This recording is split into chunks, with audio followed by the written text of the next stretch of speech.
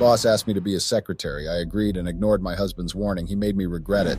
Nope. My husband divorced me because I ignored his warning and became his boss's secretary.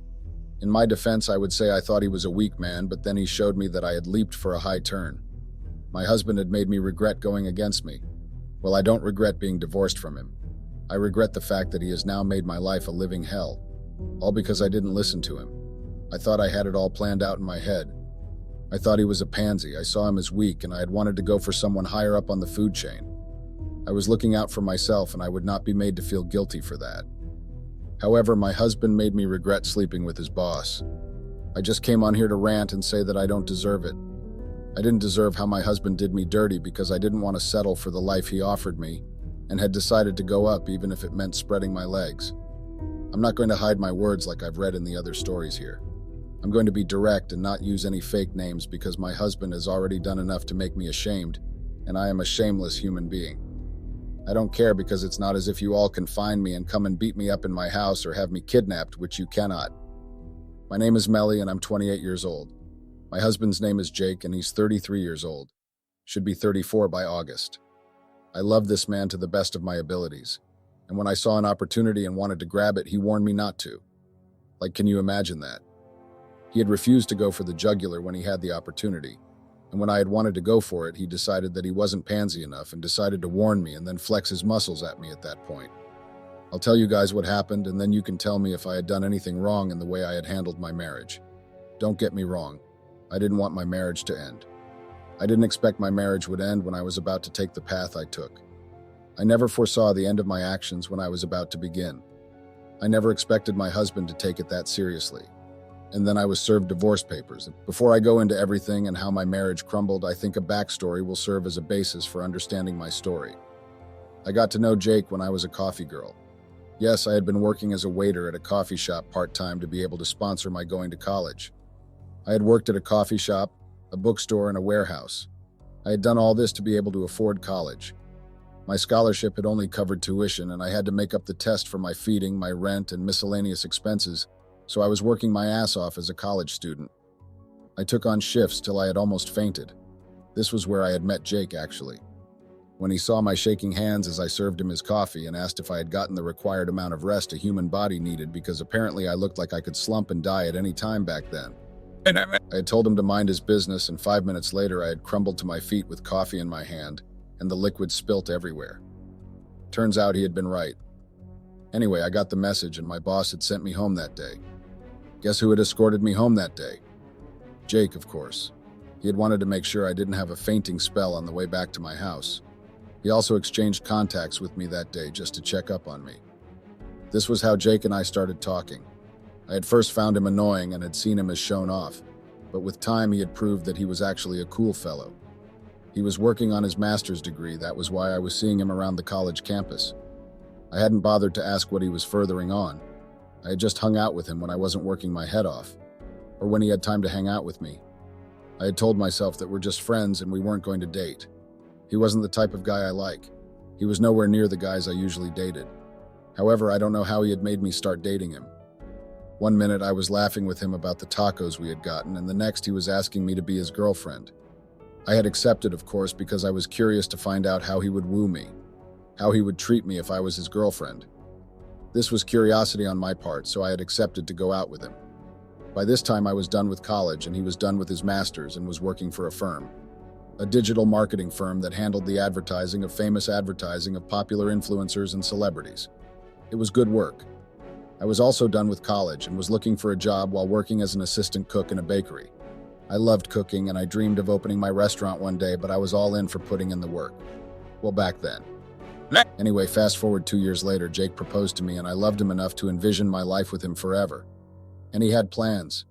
He had plans to get himself elevated. Too bad I hadn't stuck around for them. I won't pity myself, though. I told myself I won't be the pity party woman as I was telling you guys about my experience. So Jake became my husband in a small ceremony with just our families and our friends, and I had loved it. Once we got married, our lives together were in sync. We had our problems, but we didn't have any major fights. No major fights that could cause divorce until this. Until this moment. 4 years into my marriage with Jake. He got me a job with his company because all the opportunities I was getting were shit. Before I had gotten the job into his office, I had been working in a real estate consulting company, and my boss didn't allow me to go on any field work because she felt I didn't have the required experience. I had worked there for almost 3 years, and yet my boss hadn't wanted me to go out and try to sell properties to her clients, so I had been stuck in the office handling paperwork with a shitty salary. The money in real estate came from selling the property to the client. Everyone knew that. So after 3 years of working for my company and no promotion in sight, I knew it was time for me to go. I had told Jake, and he said he could put in some word for me at his firm to see if they would take me. However, we had agreed not to tell anyone that we were married. That was the plan. I got the job at my husband's place, and I was under another department, not the same as his. I was the newbie, the one with the most work and less experience, but it meant that I could earn more and support Jake. Then I was fine with it. I had really loved my husband and could do anything for him. Well, I started working in the same place as my husband, and no one at our office knew we were married. It was great for the first few months until things started becoming weird. I started working late because I had something to prove to the people in my office that I was hardworking and I was ready to do what it took. That didn't sit well with my husband because he didn't like me at work all the time. I had tried to explain to him that I was working towards a promotion already, and I needed to go the extra mile if that meant staying at work even more. You might be wondering who went for a promotion when they just got hired there. Well, that was me. I admit I wanted to get to where my husband was. And I didn't know it at that time, but it seemed he noticed it. And that was when he told me to calm down or it would get to my head. I recall the conversation perfectly. That day I had told him I couldn't make dinner because I was rounding up some projects from work, and he got livid and took my laptop. That had gotten us into a quarreling match. He told me I was neglecting my duties as a wife, and the reason he had gotten me a job in his company was because he knew how career-driven I was, and he thought I was wasting it on my consulting agency. He had also gotten me the job so I would be able to pay my remaining student loans and start saving up for my dream restaurant while he got his shit together so he could finally provide for me and give me the life I deserved. Well, that had shut me up that evening. I hadn't known he had gotten me the job because of my goals. I had thought he had gotten me the job so we would be able to split the rent and the bills that came with living in one of the most populated cities in the United States. Jake told me I was going to have to calm down with the way I was doing Miss Goody Two-Shoes at work, or it wasn't going to end well. I nodded, accepting his advice the first time. He was the one that was working there, and he was my husband, so I was going to give him the respect he was due. Besides, he had just told me he had gotten the job because of me and not because we were struggling to meet up. He had my best interest at heart, and I had thought he didn't because of the way our marriage was during the last few months before he had gotten me the job. We had always been quarreling over the bills, and I had been seeing him in a different light. Yes, I had thought of my husband as someone who couldn't provide for me anymore. But he had gotten me the job to redeem himself. The least I could do was heed his warning to not overdo myself and get booted out at my new job. I obeyed because I had faith in my husband's intelligence, but then everything began to change, and I began to question who I had married. This was when I became the bad wife. You know, like in Good Cop, Bad Cop. I was the bad wife in this scenario because I witnessed how my husband was treated like a pansy, and I wanted nothing to do with such a weak-willed man. All this started up when I was finally transferred to my husband's department. Yes, I got promoted some 4 months after I just got into my husband's company. I was promoted to the same department as my husband, the department that was closest to the main boss. I got the opportunity to work directly under the main owner of the company. My husband was still supporting the decision of not revealing that we were married to anyone, and I had gone along with it. I mean, it had worked just fine for me until I was caught up in my own suave smartness. As I started working with my husband's department, it was like everything became a competition for the two of us. Between the two of us, it was like we were trying for who was going to be the boss's lapdog. I was ready, and I could take on a little healthy competition.